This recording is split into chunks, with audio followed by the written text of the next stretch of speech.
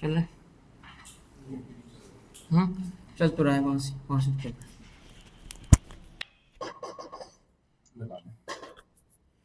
अच्छा बच्चों, बिस्मिल्लाहिर्रहमानिर्रहीम। ऑनलाइन स्टूडेंट्स काइंडली कंफर्म करो, आवाज़ स्क्रीन सब ठीक है बेटा?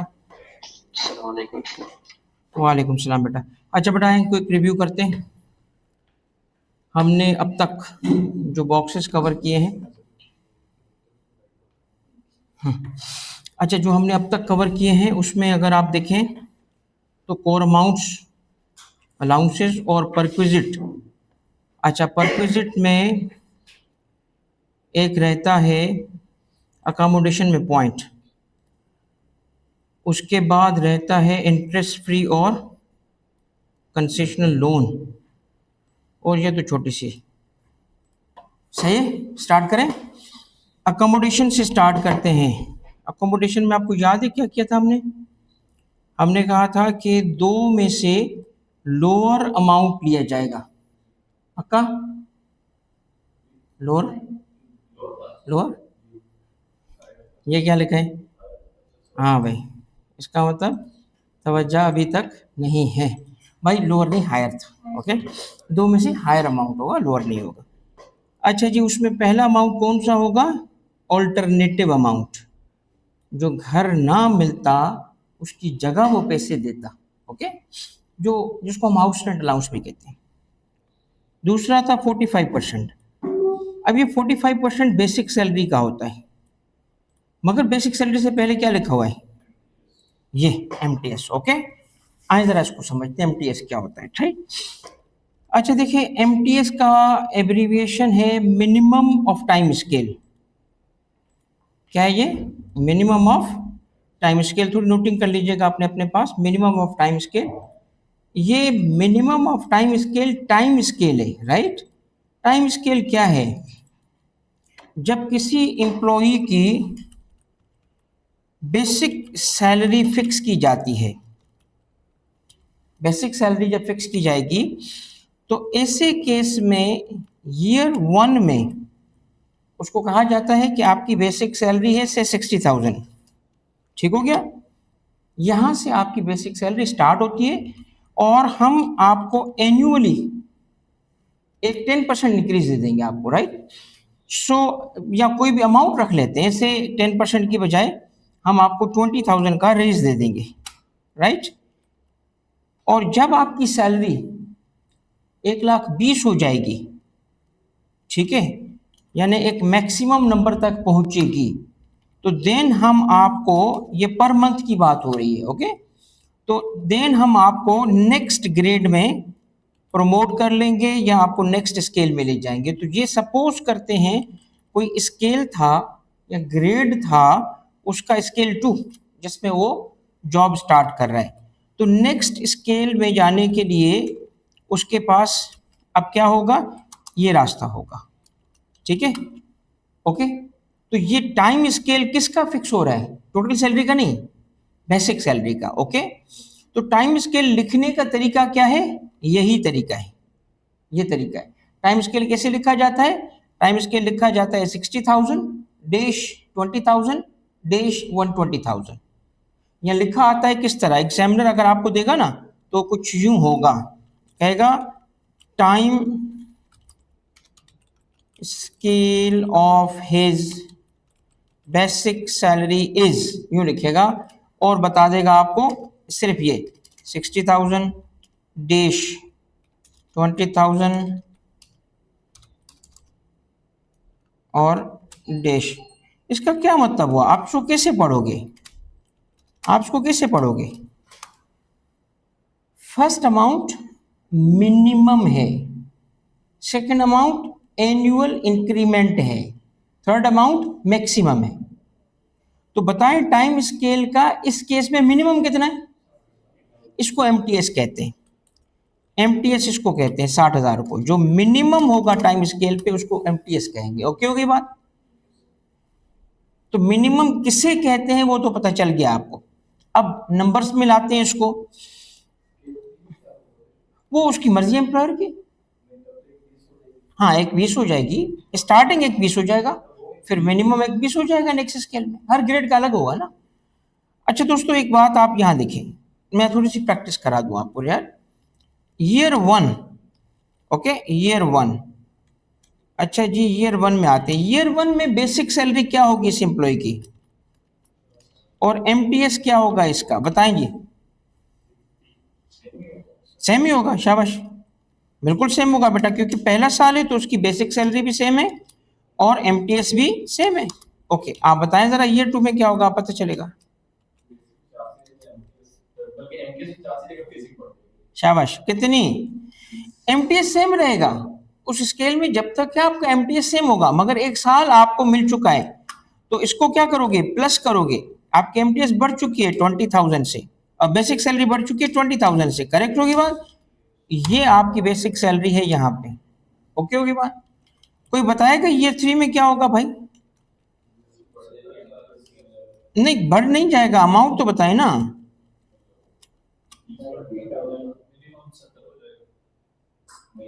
मिनिमम कभी चेंज नहीं होगा, वो बढ़ता जाएगा, क्योंकि basic salary minimum scale scale तो सेम रहेगा ना। बेसिक सैलरी का मिनिमम फिक्स है, इंक्रीमेंट फिक्स है, मैक्सिमम फिक्स है, मगर बेसिक सैलरी इंक्रीज होने की वजह से चेंज हो रहा है, एवरी ईयर इंक्रीज आ रहा है। हाँ, तो प्लस आप इसको क्या करेंगे, ठीक हो गया बात, ठीक है। और यहां क्या हो जाएगा, 110 हो जाएगा। तो उसने 120 रखा था, वो इसका मतलब अगले साल उसको फिर, यानी 5वें साल आके वो क्रॉस हो रहा है उसका, तब जाके वो उसको आगे स्केल में ले जाएगा। मगर आप थ्रू आउट देखें कि एक फिगर चेंज नहीं हो रही। कौन सी फिगर चेंज नहीं हो रही, और इस तरीके से पढ़ाने पे मैं खुद को शाबाश दे रहा हूं कि आपने कॉन्सेप्ट, अच्छा शाबाश, अच्छे टीचर हो भाई, सही कॉन्सेप्ट समझा दिया। क्यों, मकसद तो समझाओ ना भाई हमें कि ये ऐसा क्यों है भाई। अगर रट्टा लगाना है तो बस हम घर पे लगा लेंगे, समझाओ तो सही। तो देखिए, ये वो साल है जब वो क्रॉस कर गया।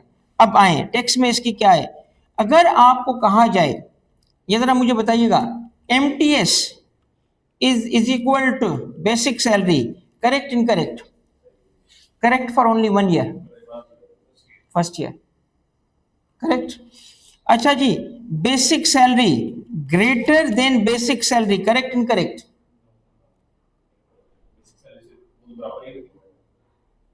आगे की ईयर्स देखो,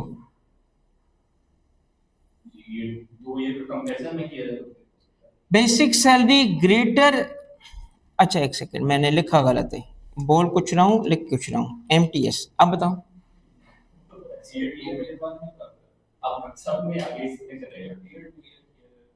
हाँ तो बताएं ना आप अपने बारे में, सारी ईयर्स को आगे रख के बताएं ना। मुमकिन है, पॉसिबल है, चले आप मुझे इतना बताएं, ये पॉसिबल है, एक भी साल में पॉसिबल तो है ना, ये पॉसिबल है ना, है ना। मगर क्या एमटीएस लोअर हो सकता है,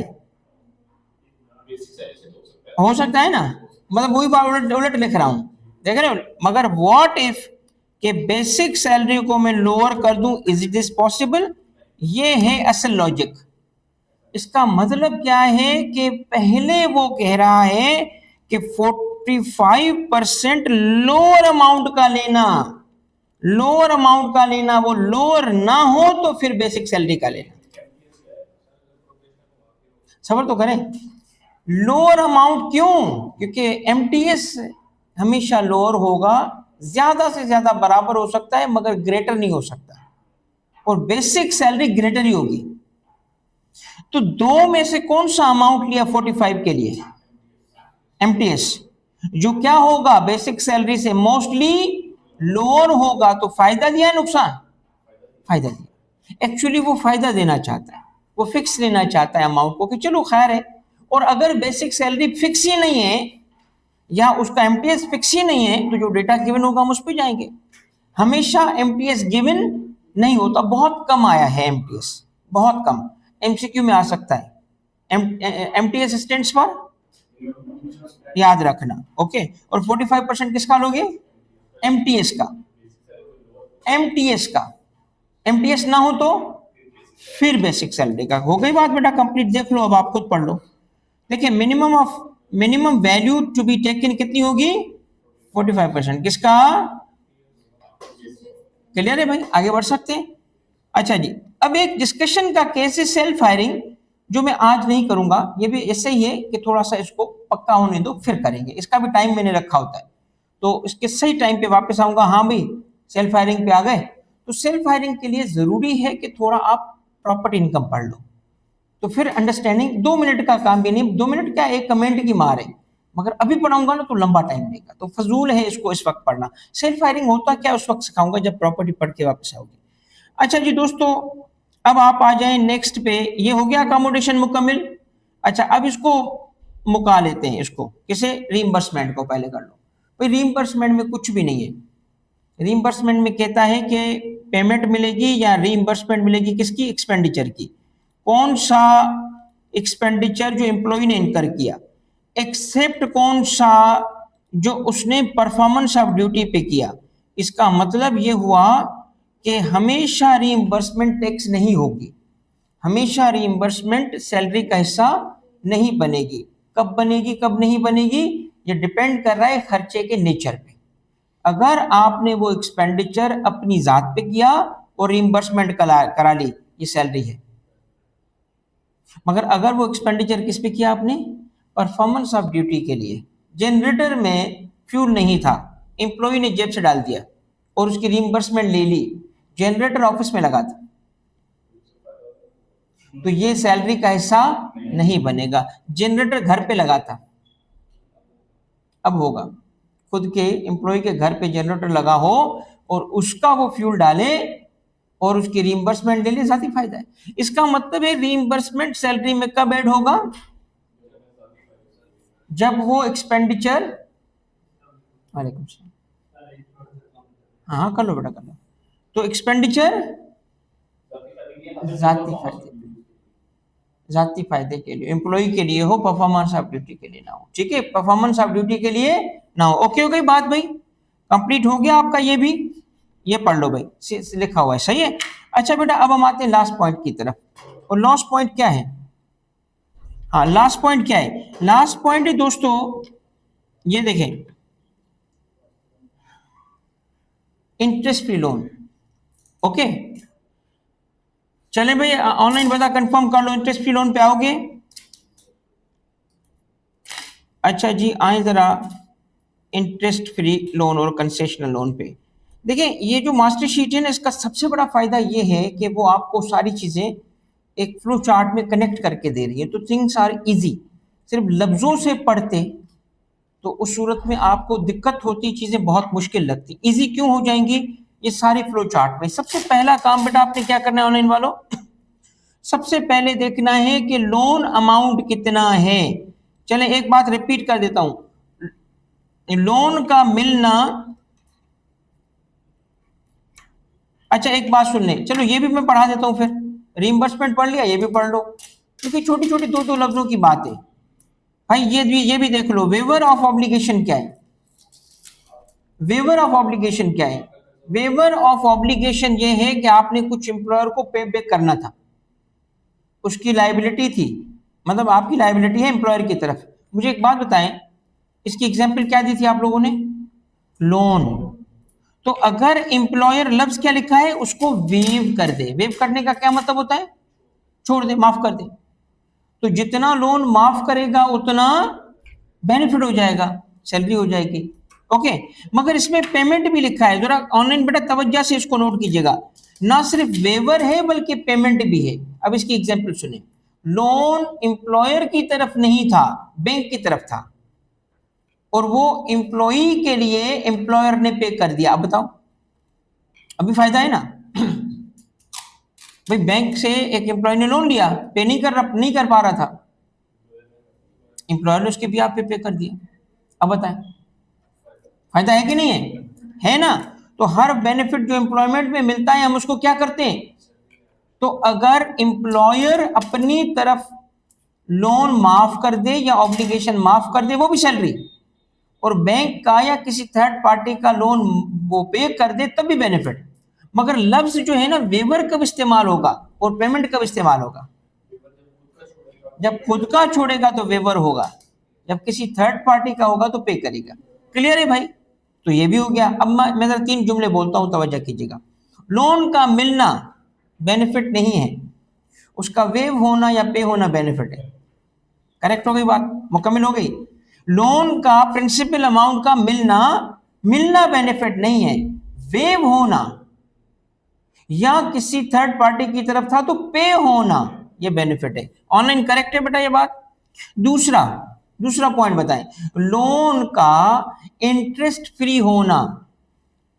इंटरेस्ट फ्री का क्या मतलब है? 0% इंटरेस्ट रेट था, या कंसेशनल होना यानी लोअर इंटरेस्ट रेट पे होना, ये बेनिफिट है। इसी को हम पढ़ रहे हैं इस वक्त। हम जिसको पढ़ रहे हैं ना वो क्या है? वो है लोन इंटरेस्ट फ्री या कंसेशनल हो तो क्या करेंगे। प्रिंसिपल अमाउंट का माफ होने को नहीं पढ़ रहे, वो पढ़ लिया हमने, ठीक है। तो 3 पॉइंट्स हैं, लोन का मिलना बेनिफिट नहीं है। दूसरा पॉइंट, बन सकता है बेनिफिट कब? वेव या पे हो। प्रिंसिपल अमाउंट की बात पहले कर लो।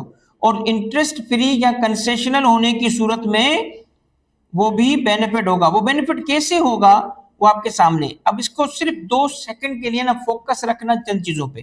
पहली चीज, हम जब इंटरेस्ट फ्री या कंसेशनल देखेंगे तो सबसे पहले अमाउंट चेक करेंगे। अमाउंट कितना है बताएं, अमाउंट कितना है? ये टॉपिक उस वक्त अप्लाई करेगा, सैलरी में कुछ भी अमाउंट उस वक्त ऐड होगा जब लोन 1 मिलियन से एक्सीडिंग हो, इससे कम ना हो। इसका मतलब 10 लाख से लोन कम होने की सूरत में कुछ भी नहीं करेंगे, इग्नोर करेंगे, टैक्स नहीं करेंगे। सैलरी में बेनिफिट के जाने के लिए कंडीशन क्या है? लोन का 10 लाख से एक्सीडिंग होना, बराबर नहीं। क्या याद हो जाएगा? हाँ, मगर उसको टैक्स नहीं किया उस बेनिफिट को। मैं उसकी लॉजिक बताता हूँ क्यों नहीं किया। एक बात और है कि फिर लॉजिक बताता हूँ कि टैक्स क्यों नहीं कर रहा कम लोन को। अच्छा जी, दूसरा, क्या लोन ज्यादा था? नहीं था, यानी 10 लाख के बराबर या कम था, तो no amount is chargeable to tax. सही हो गई बात? मगर ज्यादा था तो फिर एक कंडीशन और चेक करेंगे, और वो ये चेक करेंगे कि क्या उस एम्प्लॉई ने जिसको ये लोन मिल रहा है अपने सैलरी अकाउंट पे, अपने सैलरी अकाउंट पे एम्प्लॉयर से मिलने वाला इंटरेस्ट वेव किया है या नहीं किया। अब ये सारी बातें कनेक्ट करके समझाता हूं। पहले लफ्ज देख लो कि एम्प्लॉई ने अब वेव किया हो, एम्प्लॉयर ने नहीं, एम्प्लॉयर ने नहीं, किसने? एम्प्लॉई ने क्या किया है? वेव। नहीं चाहिए मुझे, क्या नहीं चाहिए तुम्हें? इंटरेस्ट। कौन सा? जो उसके सैलरी अकाउंट पे होगा। यार ये कैसे हो सकता है? आपको पता है सैलरी में भी इंटरेस्ट मिलता है। सैलरी में इंटरेस्ट मिलता है भाई। लोग कहते हैं हम सैलरी कमा रहे हैं, उसमें इंटरेस्ट मिल रहा होता है। अब देखिए, इसकी मैं एग्जांपल देता हूँ, कम एग्जांपल से। अब ये समझाने का बेस्ट तरीका है ना, अपना मौलवीपन सामने लाना, ठीक है ना। तो मैंने आपको कहा था डे 1 पे, भाई मौलवी तारीख तो नहीं निकल के आएगा। अल्लाह माफ करे, बहरहाल ये ऐसे ही मजाक कर रहा हूँ तुम लोगों के साथ। एक दफा मुझे यूं सैलरी स्लिप मिलती है एक जगह, एज वो जॉब के 1 आध साल के अंदर ही सैलरी स्लिप उस वक्त फिजिकल न्यू कॉपी में आती थी। हम देखते थे अच्छा कितने पैसे मिले। उस वक्त अल्हम्दुलिल्लाह 36,000 रुपये सैलरी मिलती थी। ओके, और सोचते थे कि अगर 10,000 रुपये ऊपर होता तो क्या ही अच्छा होता, ठीक है। और बहरहाल ये किसी और दिन, अब टाइम कम है, किस्सा सुनाऊंगा ये वाले कहानी अभी। भाई सैलरी में मैं देखा, एक जगह मुझे नजर पड़ी, यूं देखता हूँ ये क्या लिखा है? लिखा है इंटरेस्ट अप्लाइड। इंटरेस्ट अप्लाइड लिखा था। मैं कहा ये क्या हो गया भाई, इंटरेस्ट क्यों आ रहा है? अकाउंटेंट जो होता है ऑफिस का, उसको बुलाया, यार ये क्या लिखा है? सर वो आपके प्रोविडेंट फंड पे इंटरेस्ट अप्लाइड है। ये क्या होता है? कहते हैं जब आप सर रिटायर होंगे तो उस वक्त आपके प्रोविडेंट फंड में एक कंपोनेंट होगा इंटरेस्ट का, क्योंकि जो आपसे पैसे कटते हैं और गवर्नमेंट आपकी एम्प्लॉयर है, वो आपके बिहाफ पे पैसे उसमें देती है, तो ये इन्वेस्ट होते हैं, और इन्वेस्ट सिर्फ इंटरेस्ट बेस्ड सिक्योरिटीज में होते हैं, तो वो आपको मिलेगा। वो इंटरेस्ट आपको मिलेगा। मैंने कहा यार ये तो भाई मौलवी तो नहीं चाहिए, इसका कोई तरीका है? हाँ सर है ना, आपको वेवर देना पड़ेगा। मैं कहा वो कैसे होता है? कहता है जी फॉर्म होता है, फिल करते हैं। मैं उसको देख रहा हूँ, समझ गया वो, सर मैं फिल कर लेता हूँ। मैं कहा बताएगा तो तू ही करेगा ना। तो उसने फॉर्म वॉर्म फिल कराए, एप्लीकेशन लिखवा के वो जमा करके आया, और अगले दिन मेरे पास उसने एक रिसीट दे दी कि जिसमें लिखा था कि आपके अकाउंट से क्या कर दिया गया, वेव कर दिया गया। अब वो इंटरेस्ट सरकार लेती है मेरे बिहाफ पे, सही है, छोड़ दे वो भी नहीं है, मगर मुझे नहीं मिलेगा। तो एज एम्प्लॉय मैंने क्या किया भाई, क्यों वेव किया? इसका मतलब है मौलवी होगा ना वो एम्प्लॉय, भाई मौलवी तो होगा ना, वरना क्यों छोड़ेगा कोई? रिलीजियस रीजंस होती है, तो आने वाला पैसा है भाई, वो छोड़ रहा है, तो रिलीजियस रीजन है ना। तो ऐसे मौलवियों को दुनिया में भी जन्नत है, उन पे ये वाला टैक्स नहीं लगता। इसका मतलब है कि 10 लाख से एक्सीड कर भी जाए तो इंटरेस्ट फ्री लोन या कंसेशनल लोन इनकी सैलरी में टैक्स नहीं होता। ये बेनिफिट छोड़ दिया गया उन मौलवियों की। याद हो जाएगा ना? कैसे याद होगा? पहली कंडीशन है गरीब है या अमीर है, गरीब है या अमीर है, याद करा रहा हूं भाई, पेपर में नहीं लिख दीजिएगा ये गरीब या अमीर। वो 10 लाख रुपए से कम लोन मिल रहे, गरीब ही होगा भाई, उसके पास क्या पैसे होंगे? अब तू कहता है कि यार उसको भी टैक्स करे, बेनिफिट हो, उसको तो पैसे जेब से देने चाहिए उस बेचारे को जो लोन ले रहा है। तो गरीब इंसान लोन ले, ऊपर से तुम कह रहे हो बेनिफिट है, छोड़ दो यार, गरीब है छोड़ दो। फिर मौलवी है कि नहीं है छोड़ दो। दो केस में हम छोड़ेंगे, एक गरीब होने पे, एक मौलवी होने पे, बाकी नहीं छोड़ेंगे।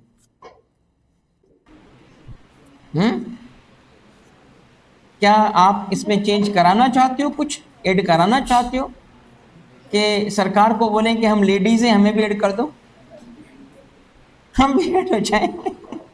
ठीक है भाई, समझ आ गया ऑनलाइन वालों? तो आपने अब टेक्निकल चीज पे आओ। सबसे पहले क्या देखेंगे, लोन अमाउंट एक्सीडिंग 10 लाख होगा तभी आगे बढ़ेंगे।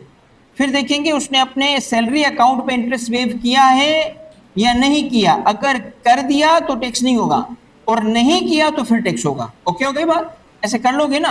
अब आए बेनिफिट कैसे वैल्यू होगा। ये देखिए वो कह रहा है बेसिकली 10% पे स्टैंडर्ड रेट है वैल्यू करने का, इसको बेंचमार्क रेट कहते हैं। लॉ ने फिक्स किया ये रेट, बेंचमार्क रेट है 10% पे, और जो चार्ज किया गया एम्प्लॉयर की तरफ से उन दोनों का डिफरेंस निकालेंगे। क्या निकालेंगे? अब आप मुझे बताएं बेंचमार्क रेट कितना है? 10% है, और उसने जो एम्प्लॉयर ने चार्ज किया होगा उसकी मर्जी। दोनों का डिफरेंस से हम वर्किंग करेंगे बेनिफिट। आए जरा नंबर्स लाते। सपोज करें कि हमारे पास लोन अमाउंट ये हैं, से हमारे पास लोन अमाउंट है एक केस में इतना, दूसरे केस में लोन अमाउंट है, मुझे कहता है your battery is running low, you might plug, आगे भी कुछ लिखा हुआ था इतना। चार्जर है क्या? तीसरे केस में हमारे पास लोन अमाउंट है मैंने लगाया इतना, ठीक है। अच्छा, दूसरा क्या, एम्प्लॉयर ने जो इंटरेस्ट रेट चार्ज किया है वो लगा देते हैं। इसमें है 2%, इसमें है 4%, और इसमें है 0%। इंटरेस्ट फ्री है ये। मार्केट में इस वक्त रेट क्या चल रहा है भाई, कोई अंदाजा है किसी को? 12%। चले जी, अब मैं आपसे सवाल पूछता हूं, मुझे तीनों केसेस में बताते जाओ कि सैलरी में अमाउंट ऐड होगा या नहीं होगा। पहले तो बताएं यस और नो, और अगर होगा तो उस केस में अमाउंट सैलरी में कितना ऐड होगा, amount to be added in salary. बताएं जरा, फर्स्ट केस में यस और नो, व्हाई नो? अमाउंट 10 से कम है भाई। सेकंड केस में वो अज्यूम कर लें कि उसने कंडीशन जो थी वो यानी वेव नहीं किया था। अजम्पशन यही है कि वेव नहीं किया था, तभी हम प्रैक्टिस कर रहे हैं आगे। बताएं। यस, कितना डिफरेंस है? 8% का है। सबर, 8% का डिफरेंस है, क्योंकि 8% का डिफरेंस होने की वजह से हम बेनिफिट कैलकुलेट करेंगे। मुझे लगता है अहमद ये उत्तर तानत तेज शक्ल पे भाई, क्योंकि क्या कर रहे हो तुम? ये देखो डिफरेंस, कैसे ट्रैप हो गए तुम आसानी से। क्यों ट्रैप हो गए पता है? नहीं हुए पागल, 12% से कंपेयर कर रहे हो मार्केट रेट से। बेंचमार्क किधर गया? किसी ट्रैप कर दिया। मैं लिख रहा हूँ, लिख ओ भाई, ये मार्केट रेट थोड़ी यूज होगा। ये कॉलम मैंने क्यों छोड़ा था तुम लोगों के लिए भाई? बेंचमार्क रेट बोला है, जो बेंचमार्क रेट 10% फिक्स है लॉग की तरफ से, उससे कंपेयर करेंगे भाई, ना के ठीक है, ना के आप। अब बताओ, अब बताएं, सेकंड केस में टैक्स होगा कि नहीं होगा? यस। तीसरे केस में प्रैक्टिकली होगा कि नहीं होगा? होगा, यस होगा। चले, अच्छा जी, अब अमाउंट वर्कआउट कर ले भाई। फर्स्ट केस में तो टैक्स होगा ही नहीं, तो जीरो। अच्छा जी, जीरो। उसके बाद बताएं क्या है?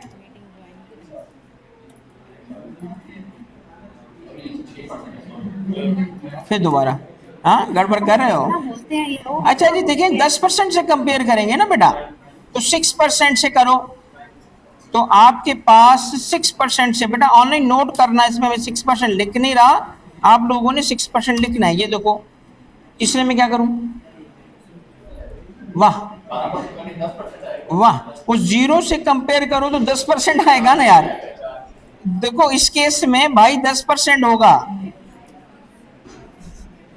तू चाह रहा है इसका सारा कोटा आज पूरा हो। सही है। इसका मतलब क्या है? सिंपल सा एक मेथड है जिसको हम फॉलो कर रहे हैं, टॉपिक आसान। कोने पे कहाँ से होगी? देखो वो अगर बेनिफिट ले रहा है ना, मार्केट से लेता वो तो कितना उसको पैसे देने पड़ते, नहीं दे रहा ना, तो एम्प्लॉयर से बेनिफिट तो आया ना। मार्केट से लेता 12% देना पड़ता, वो अलग बात है कि टैक्स लगा के हमने बराबरी कर दी उसकी, बेनिफिट तो है ना। अच्छा दोस्तों, मुझे ये बताएं, सबसे पहले क्या चेक करोगे फ्लो चार्ट के हिसाब से? अमाउंट 10 लाख से एक्सीडिंग है कि नहीं है। उमर, नहीं है तो तरीका टैक्स नहीं आपको होगा। मेरी आवाज आ एक्सीडिंग रही है तो सेकंड कंडीशन क्या चेक करोगे? एम्प्लॉयर अकाउंट पे उसने इंटरेस्ट सेव किया कि नहीं किया। कर दिया तो टैक्स है, और नहीं किया तो ये मेथड है कि बेंचमार्क रेट 10% का है, और जितना उसने चार्ज किया उसके डिफरेंस से हम बेनिफिट कैलकुलेट करेंगे ऑनलाइन। ठीक है बेटा, किस किस को समझ आ गया? अगर समझ आ गया तो इसको रिवाइज कर लो बेटा, ये आपका हो गया रिवाइज। अच्छे चार्ट बने, इसलिए बोल रहा हूँ कि शाबाश, गुड गुड गुड, अच्छे चार्ट बनाया भाई, देख लो तुम्हारे सामने। अच्छा दोस्तों, ये ना एक ऐसा टॉपिक है जो अगेन नहीं पढ़ सकते, क्योंकि इसका ताल्लुक भी किसी हेड से। तो दो चीजें इसकी ऐसी हैं जो मैं कोई हेड पढ़ा के वापस आऊंगा और बोलूंगा अब आओ इसको समझो, ठीक है ना। तो ये वाला जो नीचे है, ये इसका कोई यूज है लोन का, ये यूज करोगे तो डिडक्शन मिलेगी, वो डिडक्शन मिलेगी किसी और हेड की। हेड तो हम पढ़े तो सही पहले, तो मैं वापस आऊंगा इस बात पे, ओके हो गई बात। मगर टॉपिक सैलरी में यही चेक होता है, ये किसी और हेड की बात है जो कनेक्टेड होने की वजह से लॉ ने यहां लिखी है। ओके भाई, आगे बढ़ो, वापस आ जाओ भाई। आपका ये तीसरा बॉक्स कवर हो गया, अकोमोडेशन हो चुका है, इंटरेस्ट फ्री कंसेशन लोन हो गया, और ये भी हो गया। Are you sure? कितने बॉक्स हो गए? 4। चौथा मैंने चालाकी से पहले ही पढ़ा दिया था। हो गया भाई, वो पहले ही पढ़ चुके हो रिइंबर्समेंट भाई, बीच में उसमें कुछ है ही नहीं ना। वो तो था एक्सपेंडिचर इनकर करेंगे प्लस से वापस लो। एक्सपेंडिचर अगर आपका है तो सैलरी में ऐड होगा, परफॉर्मेंस ऑफ ड्यूटी का है तो नहीं होगा। ऑनलाइन आगे बढ़े बेटा। अच्छा, अब जो टॉपिक है हमारे एंड, स्पेशल अमाउंट। हाँ जा रही है स्पेशल अमाउंट बेटा। ऑनलाइन स्टूडेंट्स बेटा, स्पेशल अमाउंट में very important thing, very very important thing, right. और वो क्या है? वो है एम्प्लॉई शेयर स्कीम। ये एक टॉपिक है। फिर छोटे छोटे टॉपिक्स हैं, इसमें यूं समझें, टैक्स ऑन टैक्स वाला भी कॉन्सेप्ट समझना इजी है, मगर ये प्रैक्टिस बेस्ड है, एक नंबर्स का काम है ये। तो ये एक दो सवाल के अंदर आएगा, उस वक्त आपको इसकी सही अंडरस्टैंडिंग होगी। अभी मैं समझाऊंगा, तुम कहोगे सर समझ आ गया, मगर कर नहीं पाओगे। इसको नंबर में लाके ही मैं समझाऊंगा। लीव इनकेशमेंट किसको कहते हैं, पहले इसको कवर करते हैं। आए, दोस्तों लीव इनकेशमेंट कहते हैं जब एक एम्प्लॉई अपनी लीव को इनकेश कर ले। इनकेश का लफ्ज का क्या मतलब है भाई? हाँ, छुट्टियां ना करे, पैसे ले ले। ये एक तीसरी चीज है, इससे पहले भी पढ़ चुके हो तुम। पहले आपने क्या पढ़ा था? Payment in lieu of leave, ये अलग चीज है। लीव पे ये अलग चीज है। डिपेंड कर रहा है एम्प्लॉयर पॉलिसी पे कि कौन सी वो बेनिफिट ऑफर कर रहा है। लीव इनकेशमेंट नॉर्मली रिटायरमेंट के वक्त होती है, नॉर्मली, मगर एम्प्लॉयर की मर्जी हर साल भी कर सकता है। देखें, नॉर्मली बोल रहा हूं, बताता हूं। ये payment in lieu of leave का दूसरा नाम है। वो इसलिए कि जब आप टैक्स लॉ ना इतना मोहतात है कि अगर एक चीज को दो नाम बोले जाते हैं तो दोनों लिख रहा है ताकि टैक्स लगे, बच नहीं सके।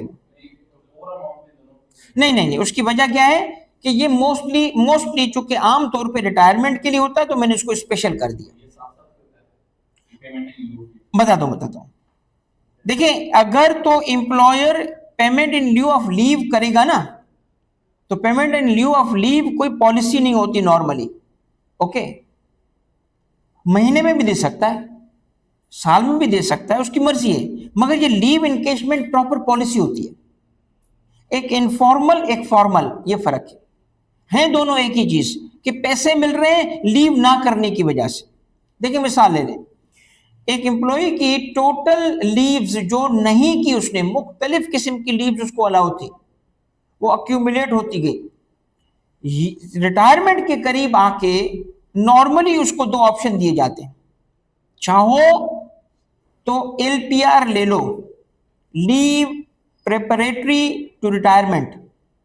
LPR, leave preparatory to retirement का मतलब क्या है कि अब तुम्हारे, जैसे हमारे एक दोस्त थे, सीनियर थे, उसका मुझे पता चला कि यार उसने LPR ली है।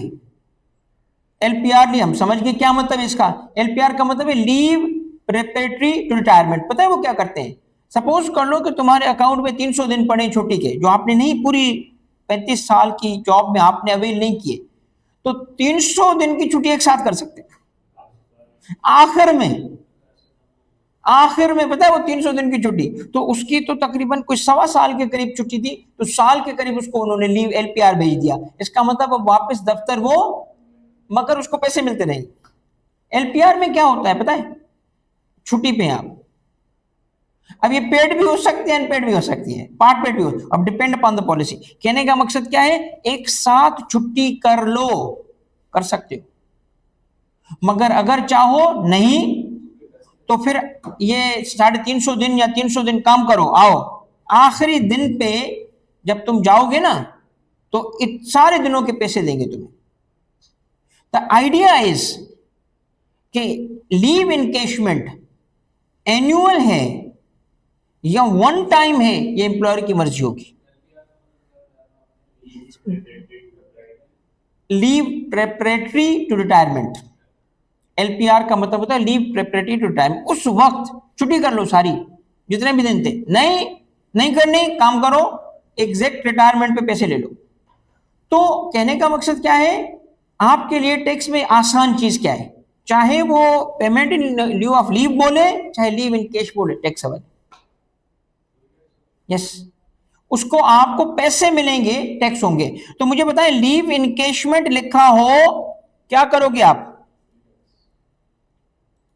बेटा? लीव इनकेशमेंट लिखा हो, क्या करोगे? टैक्स करेंगे सर, पूरे टैक्स होगा।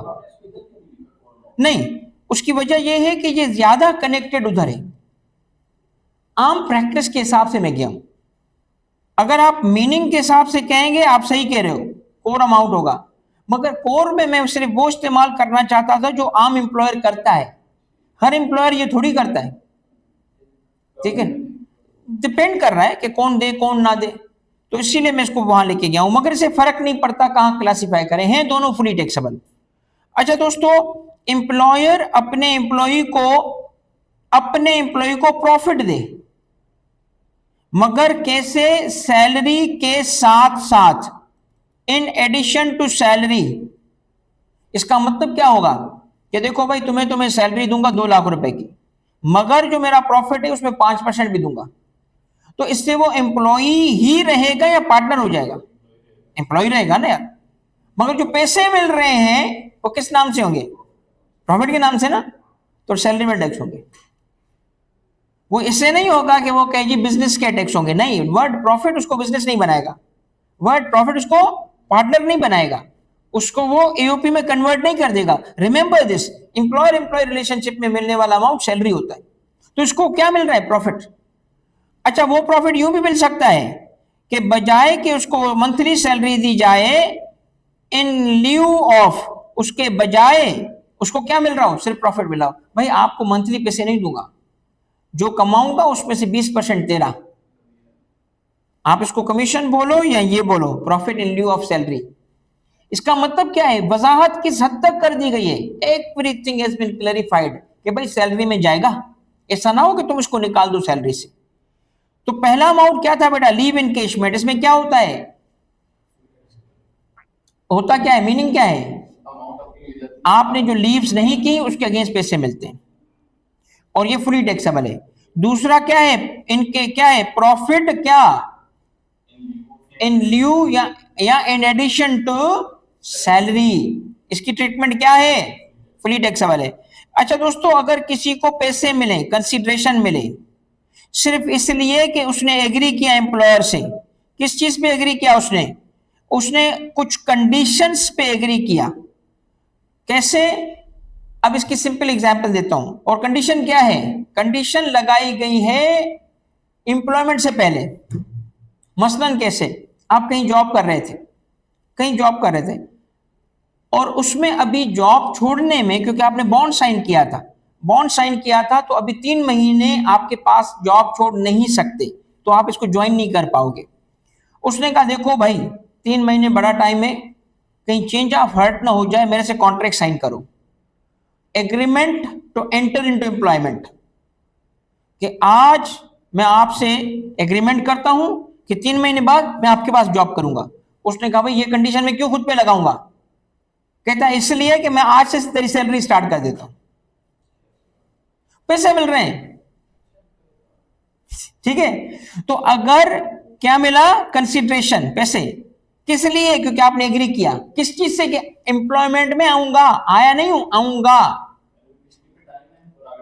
हाँ, ठीक है। एक कॉन्सेप्ट है हेड हंटर्स का, खासतौर पे वेस्टर्न कंट्रीज में क्या करते हैं, यूनिवर्सिटीज में जाते हैं, लोगों को आइडेंटिफाई करते हैं, उनसे कॉन्ट्रैक्ट करते हैं कंपनीज का, ठीक है, कि भाई जब आप यहां से पास आउट हो गए तो यहां जॉब करना, तब तक पैसे लो। तो ये जो पैसे मिलते हैं ना, ये जो पैसे मिलते हैं, ये एग्रीमेंट की वजह से मिलते हैं, agreement to enter into employment, और ये भी सैलरी है। अब आप कहेंगे कि एम्प्लॉयर एम्प्लॉय रिलेशनशिप तो है ही नहीं। है।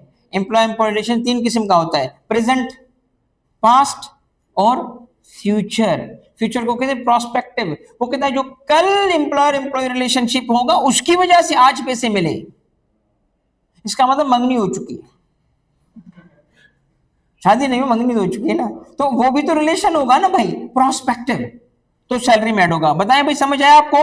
वापस आए, बताएं लीव इनकेशमेंट क्या होता है? छुट्टियां नहीं कि उसके पैसे मिले, टैक्स होंगे फुली। प्रॉफिट इन ल्यू या इन एडिशन टू सैलरी में वर्ड है प्रॉफिट, बिजनेस में टैक्स होगा या सैलरी में? सैलरी में टैक्स होगा। अगर आपने agreement to enter into employment किया है, अभी एम्प्लॉयर नहीं है, अभी एम्प्लॉय नहीं हो, फ्यूचर में बनोगे, उसके लिए कुछ पैसे मिले, क्या होगा? अच्छा ये देखें, अगर कंसीडरेशन, अगेन पैसे मिल रहे हैं भाई, किस चीज के? अगेन एम्प्लॉय ने एग्रीमेंट कर दिया है कोई भाई, मगर इस दफा एग्रीमेंट क्या किया है? कहता है कंडीशंस लगा रहा हूं तुम पे। कंडीशंस क्या होती है सुन लें। आपको पता है जब हम किसी को भी बोलते हैं ना, कहते हैं यार जॉब के टर्म्स एंड कंडीशंस क्या है? क्या बोलते हैं? Terms and conditions. ये कंडीशंस कहां लिखी होती हैं? कॉन्ट्रैक्ट में। खोल के देखते हैं, हाँ भाई लिखा है 7 बजे आना है, मैं तो नहीं आ सकता 7 बजे। हाँ, यूनिफॉर्म पहनना है, पागल हो, यूनिफॉर्म पहनूंगा। लड़कियों के लिए बुर्का पहनना है, लड़के कहते हैं हम पहनेंगे। अगर उसमें लिखा हो सामने कि जी जो यूनिफॉर्म पहनेगा या जो बुर्का पहनेंगे उस पर 10,000 रुपए एक्स्ट्रा होंगे, तो मुझे 10,000 रुपए चाहिए, मैं लड़की नहीं हूं, क्या करूंगा? मैं भी बुर्का पहनूंगा। मैं बोल 10,000 दे दो, आपको पता है ऐसे भी एम्प्लॉयर है, एक एम्प्लॉयर मुझे पता चला, नाम नहीं बताऊंगा, फार्मा में, वो पक्के मौलवी। अच्छा कोई मतलब पंगा हो गया उनसे, मतलब मेरा नहीं हुआ बट हो गया। तो मैंने फिर इसलिए छोड़ दिया क्योंकि वो मौलवी थे। पायस तो है ना मौलवियों की तरफ में रहा, खुद भी मौलवी। मैं कहा जाने दो यार, अच्छे लोग, क्या इनसे लड़ना, ठीक है। हुआ क्या, पता मुझे क्या चला, कहते यार वो तो फजर पढ़ के एम्प्लॉय को, जैसे फजर पढ़ी ना, सपोज करो कि अगर 6 बजे और ये 5 बजे, तो 1 घंटे का टाइम रखते हैं ऑफिस का, उसी वक्त आ जाओ भाई, और शाम को देर तक बिठाने की बजाय दोपहर को छोड़ देते। क्या बात है यार, कितना अच्छा एम्प्लॉयर है। हाँ? आप फजर पढ़ के निकलो, तैयार होके निकल जाओ, पहुंच जाओ फैक्ट्री, काम करे, आपको 2 बजे छुट्टी। यार 2 बजे छुट्टी भाई, है क्या जबरदस्त लाइफ होगी। फिर बंदा घर जाए, सो जाए, सीरियस 1-1.5 घंटे आराम करने के बाद सोचे अब टाइम कहाँ स्पेंड करूं, ऐसे ना। और जो कराची वाले हैं उनको तो पता है लाइफ ही। हमारे एक दफा एक दोस्त के पास में गया बैंक, मुझे लगा मुझे देर हो गई, निकल ना गया, तो अब नीचे गया रिसेप्शन पे, पता चला जी फलाना फ्लोर, भागता हुआ लिफ्ट के थ्रू में गया, पहुंचा। जैसे ही मैं गया, मैं कहा गलत जगह आ गया, ये तो सब बैठे हैं, सब, everyone was on the floor. और यकीन कर लो हैरत की बात थी, all of them were fresh. और मेरा बुरा हुआ हाल था कि मैं ऑफिस से निकल के जा रहा था, मैं कहा सब बैठे हैं कि गलत फ्लोर पे तो नहीं आ गया। पूछा उनका, उन्होंने कहा जी ये इनका ऑफिस है। तो मैं पूछा उनसे यार 6:30 बज गए, मुझे तो लगा कि तू निकल जाएगा, हंस रहा है। कहता है आपको नहीं पता यहाँ पे हमारी क्या जिंदगी है। हाँ? तो बहरहाल चलो आगे जाओ बेटा। तो एम्प्लॉयर ने कंडीशन लगा दी थी 7 बजे आना है, आप आओगे आपको पैसे उसके मिलेंगे। एम्प्लॉयर ने कंडीशन लगा दी, वो दूसरे किस्म का एम्प्लॉयर था, शैतान था वो, मौलवी नहीं शैतान। वो कहता तुमने लेट सेटिंग करनी है। एक मेरा दोस्त था, वो कहता था यार एक ही नमाज पढ़ता हूँ मगरिब की। मैं क्यों, कहता बॉस पढ़ता है ना, उसको दिखाना होता है मैं भी हूं, साथ में पढ़ता, अल्लाह अकबर। ठीक है यार। एक मेरा मेरा एक बैचमेट है, वो उसके लिए मशहूर है कि वो एथिस्ट है। मुझे भी शक पड़ता है, अल्लाह को पता। एक दफा मतलब उसकी बातें जो है ना, वो कमाल का बंदा है एथिस्ट, बट उसकी जाती बातें जो है ना, उसकी जात की बात कर रहा हूँ, उसके अकीदे की बात नहीं कर रहा, अल्लाह उसको हिदायत दे। नहीं नहीं, सुनो सुनो, एक जगह हम कोर्ट में बैठे थे, कोर्ट में टैक्स के केसेस होते हैं ना, डिफेंड करने के लिए। जुम्मे का दिन था, तो जजेस अभी आए नहीं थे, तो वो गया उसके पास, जो बेंच क्लर्क होता है जज का, उसके जाके कान में खुसर फुसर करके वापस आ गया। तो भट्ट साहब है, मैं कहा भट्ट साहब क्या हुआ, ठीक है। कहता है बोल के आया हूँ जुम्मा पढ़ना है। जल्दी करो या छुट्टी दे दो। हाँ बोला आप जुम्मा। उसको देख रहे हो, भट्ट साहब जुम्मा। कहता है यार जल्दी घर जाना है भाई, ये बैठा के बैठा हुआ है उन्होंने। तो बहरहाल ऐसे भी होता है, बहरहाल अल्लाह हिदायत नसीब करे यार हम सबको। अच्छा दोस्तों, ये कंडीशन कोई भी हो सकती है ना भाई, कंडीशन कोई भी रख सकता है, उसके पैसे मिलेंगे, सैलरी में ऐड होगा। और आखिरी चीज क्या है, कंसीडर, अगर चेंज के पैसे मिले तो सैलरी है, ना मिले तो कुछ नहीं।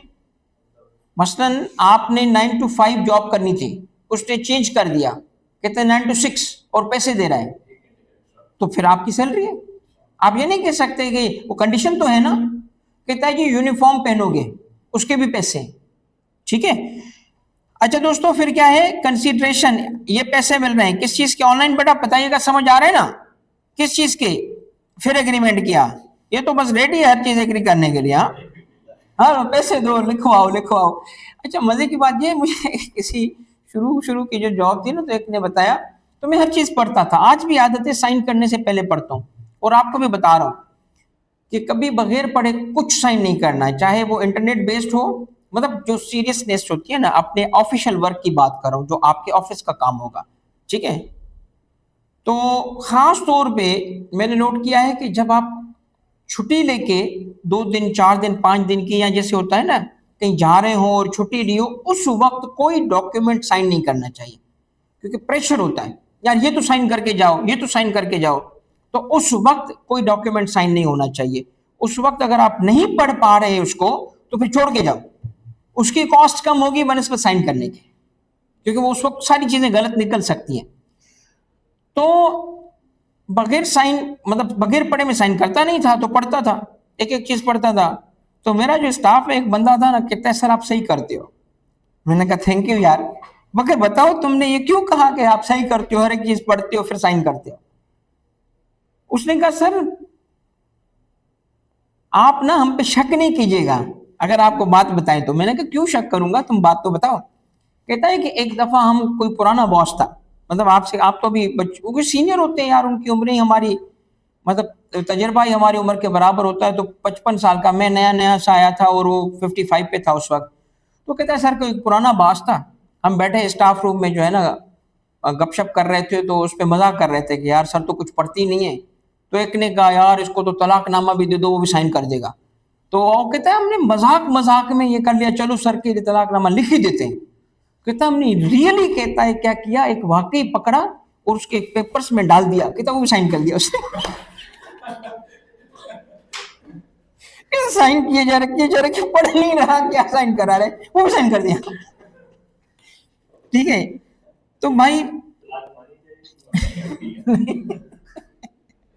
तो ये जो हर चीज में एग्री किए बैठाए तो पैसे दे दो, और क्या कहते हैं मेनू नोट वे खाते मेरा मूड बने, तो पैसे दो भाई। एग्रीमेंट आप किस चीज की कर रहा है, रिस्ट्रिक्टिव कवेनेंट की। भाई ये क्या होता है, ये भी एक किस्म की रिस्ट्रिक्शन है। नॉर्मली ये रिस्ट्रिक्टिव कवेनेंट साइन होता है कि मैं रिटायर होने के बाद, जॉब छोड़ने के बाद कंपीटिंग बिजनेस नहीं करूंगा, सीक्रेट होंगे ना, या आप कोई और रिस्ट्रिक्शन उस पर लगाए, कंपेटिटर के पास नहीं जाऊंगा। ठीक है, तो इसके भी पैसे मिलते हैं, वो भी सैलरी में टैक्स होते हैं। किसी किस्म की रिस्ट्रिक्शन कवेनेंट का नॉर्मली ये होता है जॉब छोड़ने के साथ। अच्छा अब मुझे एक बात बताएं, वापस जाएं, कोई ऐसी चीज थी जो ना समझ आई हो? Profit in lieu of salary क्या है? आपको हर मंथ सैलरी मिल रही है 3 लाख, ओके, आपको ये नहीं मिलेगी, जो कमाया जाएगा उसका प्रॉफिट का हिस्सा मिलेगा। नहीं, पार्टनरशिप नहीं है ना, पार्टनरशिप में दोनों पार्टनर होते हैं, यहां उसको सैलरी प्रॉफिट के साथ लिंक करके दे रही है। ठीक है ना, आप जी ये मेरा इदारा है, आप चलाएं, पार्टनर नहीं हो एम्प्लॉई, जब चाहूं निकाल दूं, कॉन्ट्रैक्ट नहीं है मेरा बिजनेस में, मगर आपको चूंकि मेहनत करोगे तो चलो 30% दे दूंगा, तो सैलरी नहीं मिल रही होगी मगर है वो भी सैलरी, ईयर एंड पे प्रॉफिट होगा। ओके चलो बेटा, कम कम हो गया भाई, स्पेशल अमाउंट रहा क्या भाई, बताओ रहा क्या? 2 नहीं, ऊपर तो है ना, 2 नहीं पढ़े हमने भाई। 2 ऊपर देखो क्या लिखा है, ऑनलाइन वालों क्या लिखा है, 2, कौन से 2 लिखे?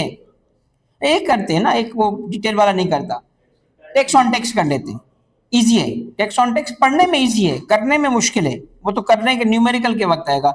अच्छा दोस्तों, टेक्स ऑन टेक्स को करके एंड कर देते हैं, फिर हम अगली क्लास में ये करेंगे, और इंशाल्लाह वो 2 क्लासेस हमें मतलब लगेंगी, इसमें कंप्लीट हो गया। और आई एम टेलिंग यू, ये कम से कम 3 टाइम में हमने सैलरी को कवर किया। जितना बड़ा टॉपिक है ना, समझ समझ के किया है, कोई हरी अप नहीं था, किसी एक चीज पे भी मैंने ना दौड़ाया नहीं है। ठीक है, समझाया है, प्रॉपर अंडरस्टैंडिंग दी है, उसके बावजूद भी कम टाइम में हुआ है। अच्छा अब इसके अंदर जो है ना बेटा, ये टेक्स ऑन टेक्स क्या है, कहता है देखो, अब इसकी एग्जांपल देखिए। टेक्स ऑन टेक्स ना समझने का नहीं, करने का टॉपिक होता है, तो इसको समझने के बाद ये ना समझना ये भी आ गया, सब कुछ आ चुका है तुम्हें सिवाय टेक्स ऑन टेक्स के। अभी फील होगा हाँ आ गया, कर नहीं पाओगे, उसकी वजह मैं आपको बाद में बताऊंगा। देखिए सपोज कर लें कि एक एम्प्लॉई है और उसकी सैलरी है, मिसाल लेते हैं कोई 32 लाख रुपए की। ठीक है, 32 लाख की सैलरी के अलावा उसका कोई बैंक लोन था, लायबिलिटी थी टुवर्ड्स बैंक, लायबिलिटी थी टुवर्ड्स बैंक, और वो थी 5 लाख रुपए की, नहीं 5 लाख, हाँ 5 लाख कर दो, 5 लाख रुपए की, ये एम्प्लॉयर ने पेड कर दी। सैलरी बताओ क्या है इसकी, टोटल सैलरी बताओ भाई, ये बेनिफिट हो गया ना, ऐड करो ना उसको, तो हमारे पास सैलरी चेंज हो जाएगी क्योंकि उसमें बेनिफिट ऐड हो जाएगा। ये उसकी सैलरी है भाई, टैक्स के पर्पस के लिए। एग्री कर रहे हो सारे, कर रहे हो कि नहीं कर रहे हो? अब देखो, अगर मैं सिर्फ ये कर दूं ना, इसी एग्जाम्पल को देखो रिपीट कर रहा हूं, कोई मैं चेंज नहीं कर रहा, ठीक है, और गौर से देखो, यहां पे मैं इसको बोल देता हूं कि ये एक्चुअली एफबीआर का टैक्स था जो उसने खुद देना था, ये एम्प्लॉयर पे कर दे तो ये भी बेनिफिट है।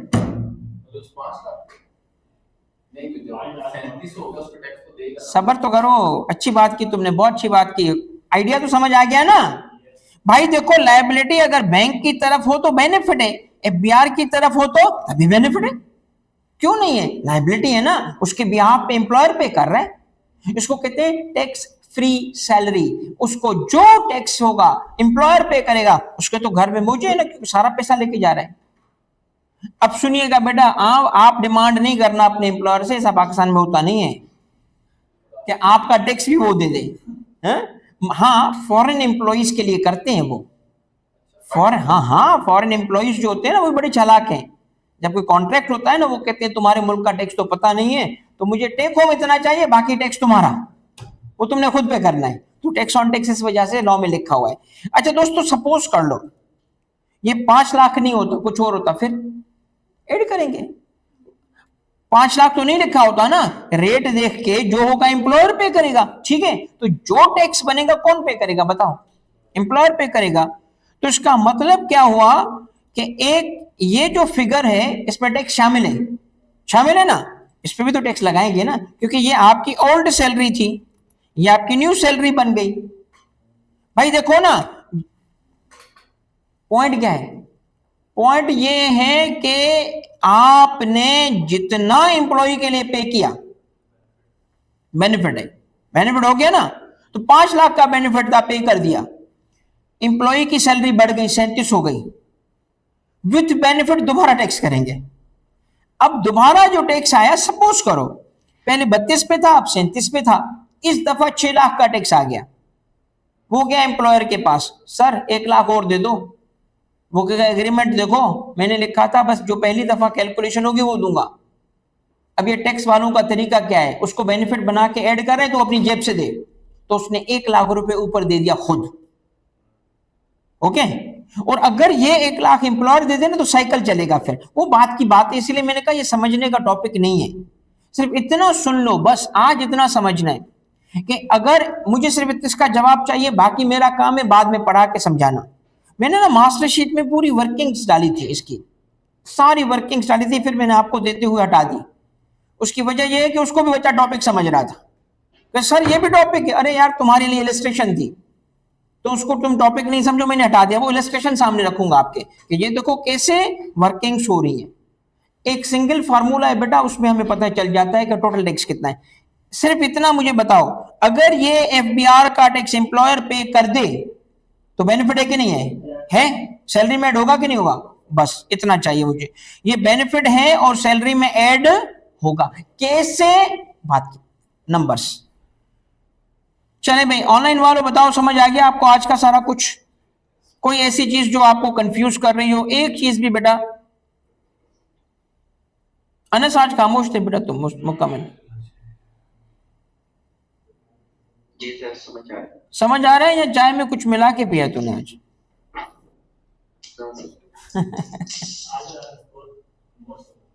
चलो बेटा, थैंक यू बेटा। अब हम ना कल एम्प्लॉय शेयर स्कीम और इसके साथ एक और करेंगे, परसों ये बाकी सारे हो जाएंगे, तो हमारा सैलरी कंप्लीट हो जाएगा और फिर हम इंशाल्लाह इसकी प्रैक्टिस पे काम करेंगे, ठीक है। चले बेटा, थैंक यू, जज़ाकल्लाह, अल्लाह हाफिज।